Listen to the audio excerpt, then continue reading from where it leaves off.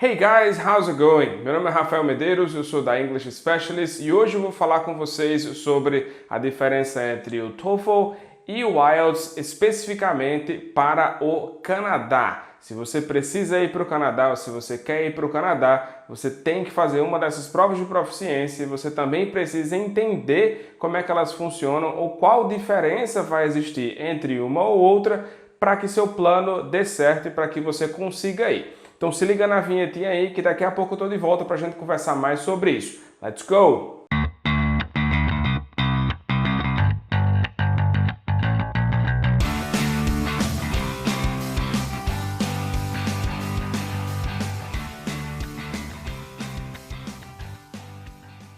Então vamos lá. Primeiramente nós vamos falar sobre o TOEFL. O TOEFL foi uma prova que foi feita para estudos. Ou seja, em sua grande maioria, eu acredito que em 90% dos casos, ela foi feita para estudos. Então, se você precisa estudar em uma instituição fora do país, em diversos outros países, o TOEFL ele é aceito. Então, funciona muito bem.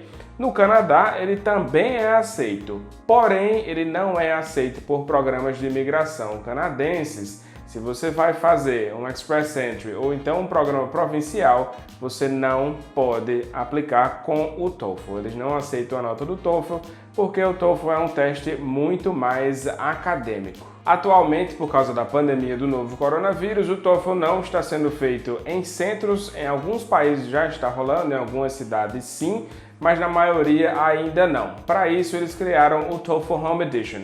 Então, se você quer ir para o Canadá para estudar, lembrando que ele só vai servir nesses casos de estudo, e você precisa comprovar através de um TOEFL, você pode checar se a sua instituição aceita um TOEFL Home Edition. Você pode fazer a prova, atingir a nota e aí sim conseguir a aplicação e conseguir o sucesso nessa aplicação para essa instituição de educação, seja ela qual for. Outra coisa muito importante de falar sobre o TOEFL é que ele é diferente do IELTS, pelo menos do IELTS tradicional, porque ele é completamente feito no computador. Hoje em dia, como eu já falei, você tem o TOEFL Home Edition, mas a versão antiga dele, ou a versão tradicional dele, ele é feita totalmente no computador em um centro aplicador. Você faz a inscrição pelo site da ETS, que é a empresa que cuida do TOEFL, que criou e que mantém o TOEFL.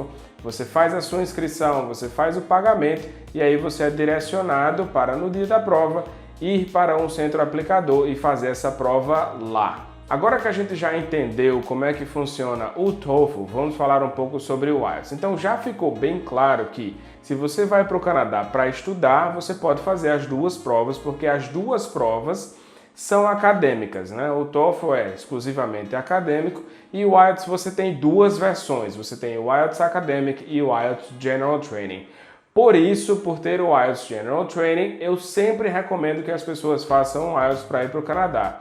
Ah, mas eu acho que o TOEFL é mais legal, eu acho que o TOEFL tem características mais interessantes para mim, eu me daria melhor com a prova. Perfeito, sem problema nenhum. Mas você tem que entender uma coisa muito importante sobre isso. Futuramente, dependendo da sua estratégia, sobre o seu planejamento do Canadá, você vai querer aplicar para um Express Entry ou então para um programa provincial. Quando você chega nessa etapa, eles não aceitam mais o TOEFL. Então, o que é melhor você fazer? Fazer um IELTS Academic, se preparar muito bem para esse IELTS Academic e posteriormente, depois de 1, 2 ou 3 anos, você vai precisar fazer um IELTS General Training. Só que como a diferença entre as provas não é tão grande assim, é uma diferença até relativamente pequena, que em questão de semanas você aprende e você organiza tudo, fica muito mais fácil do que você mudar o estilo do teste totalmente. Você só aprende aquelas 1, 2, 3 diferenças que tem e pronto, já está tudo certo para você. Fica muito mais fácil. Hoje em dia existem basicamente 3 versões do IELTS. Você tem a versão antiga, que ela é toda feita no papel. Aqui no Brasil, por exemplo, a maioria das cidades só faz ainda essa versão antiga. Se eu não me engano, existem 3 ou 4 cidades que fazem a versão nova, que é o Computer IELTS. Se eu não me engano, é São Paulo, Rio de Janeiro, acho que Brasília e Belo Horizonte. Não lembro direito, mas no site deles tem tudo isso. E também, recentemente, por causa da pandemia do novo coronavírus, eles lançaram o IELTS Indicator, que é uma versão do IELTS Academic que você também pode fazer em casa. Mas lembrando que ele é uma versão do IELTS Academic, então se você vai fazer um Express Entry ou então um programa provincial, ele não é válido. Ele só é válido para essa parte acadêmica, porque acredito que todo mundo saiba disso. Nesse momento o Canadá não está aceitando ninguém para ir morar, né, ou para ir estudar. Eles estão fazendo tudo online e tal. Toda semana muda isso, tem muita novidade. Então você pode fazer o IELTS em casa, porque você também pode começar a estudar lá no Canadá, digamos assim, daqui do Brasil, né? Você pode fazer aulas online. Então por isso que só tem essa parte acadêmica. A mudança em si para lá não está acontecendo para quem não deu entrada no processo ainda, ou pelo menos para quem não fez a prova ainda.